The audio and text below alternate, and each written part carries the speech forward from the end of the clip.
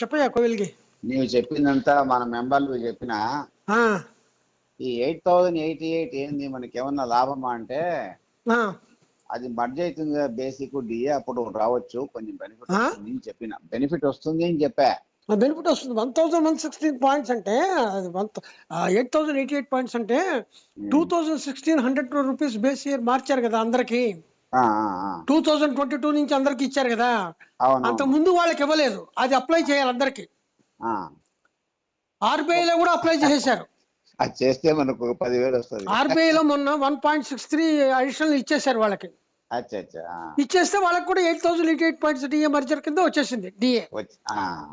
కాబట్టి అది మనకి కూడా రావాలి, అది ఇస్తే గానీ పెన్షన్ అప్డేషన్ ఇవ్వడానికి లేదు. అదే అది వస్తే ఒక 10,000 పెరుగుతుంది అనుకో, ఒక 10,000. ఇది నామినల్ గా పెరుగుతుందా? ఇది 2-3 వేలు పెరుగుతుంది, అయితే 2,000 ఎంతో పెరుగుతుంది అంతేనా? అదే ఇప్పుడు మనకి ఎక్స్గ్రేషియా ఇచ్చారు చూడు, ఆ ఎక్స్గ్రేషియా అదే. అచ్చా, అది రికవర్ చేసుకుంటారు అంతే వాళ్ళు.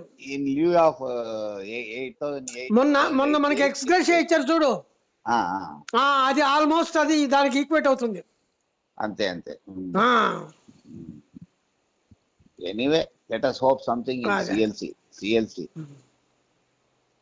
హలో, చాలా మంది అంటున్నారు నువ్వు చెప్పినట్టు మనకు నెగోషియేటింగ్ టేబుల్ లేదు కదా, సిఎల్సి మీటింగ్ లో మనకేం డిసైడ్ చేస్తారయ్యా అంటే, లేదయ్యా సిఎల్సిలో గవర్నమెంట్ అఫీషియల్ వస్తున్నాడు 5 days బ్యాంకింగ్ గురించి.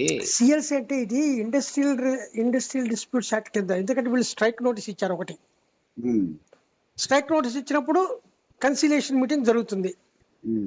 ఒక కన్సిలియేషన్ మీటింగ్ ఫెయిల్ అయింది, ఇప్పుడు సెంట్రల్ కన్సిలియేషన్ మీటింగ్ జరుగుతుంది. ఒక సిట్టింగ్ అయింది, రెండో సిట్టింగ్ లో ఫైనలైజేషన్ రేపు 29/4 నాడు ఫైనలైజ్ చేస్తారు. దాంట్లో ఏమున్నాయి, మొన్న సెటిల్మెంట్ లో రెసిడ్యువల్ ఇష్యూస్ ఉన్నాయి.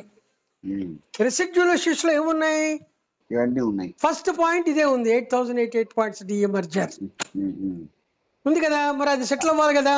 అవును, కాబట్టి అవుతుంది అది. ఇంకా పెన్షన్ అప్డేషన్ ఇష్యూ అనేప్పటికీ ఇక్కడ 2 పాయింట్లు ఉన్నాయి.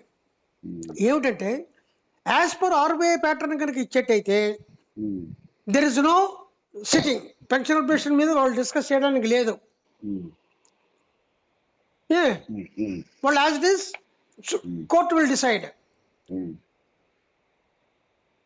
ఆ రెగ్యులేషన్ ప్రకారం ఏముంది, if you want to bring any changes pension should be paid as per Reserve Bank of India pattern. If any changes are contemplated it must be done with mutual consent.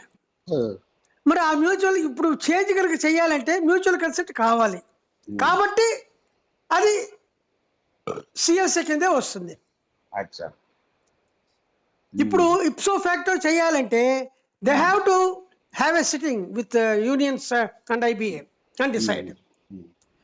దానికి CLC stamp కూడా వేసి రేపు తీసుకెళ్లి సుప్రీంకోర్టులో పెడతారు IBA వాడు.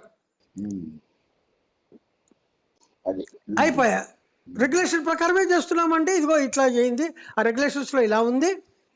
If any changes are contemplated it must be done with mutual consent అన్నారు, కాబట్టి ఇదిగో with mutual consent we are bringing this ipso facto అంటారు. అయిపోయింది, ఖేల్ ఖతం.